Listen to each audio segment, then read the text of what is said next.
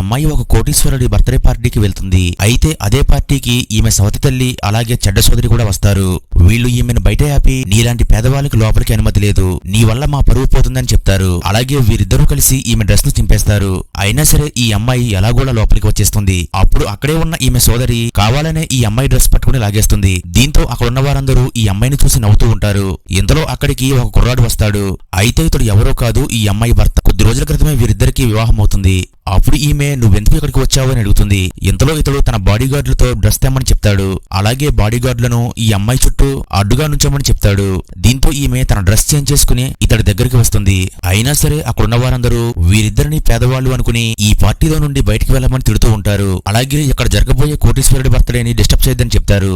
దీంతో ఈ అమ్మాయి భయపడి తన భర్తను తీసుకుని బయటికి వెళ్లిపోవాలని చూస్తుంది. అప్పుడు ఈమె భర్త ఆ కోటీశ్వరుడు ఎవరో కాదు నేనే అని చెప్తాడు. ఇది విన్నాక అక్కడ ఉన్న వారందరూ ఈ అమ్మాయిని కాపాడడానికి ఇతడు కోటీశ్వరుడు అని అబద్ధం చెప్తున్నాడని అంటారు. అలాగే అక్కడే ఉన్న ఒక చెడ్డ అమ్మాయి వీళ్ళని బయటికి వెళ్లమని కొట్టడానికి ప్రయత్నిస్తుంది.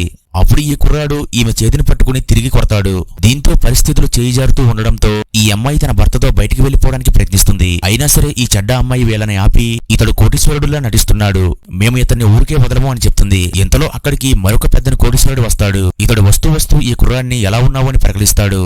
ఇతన్ని చూశాక నిజంగానే ఈ కుర్రాడు కోటీశ్వరుడు అని వీళ్ళకి అర్థమవుతుంది. మిగతా స్టోరీ కావాలంటే వీడియోని లైక్ చేసి ఛానల్ సబ్స్క్రైబ్ చేసుకోండి.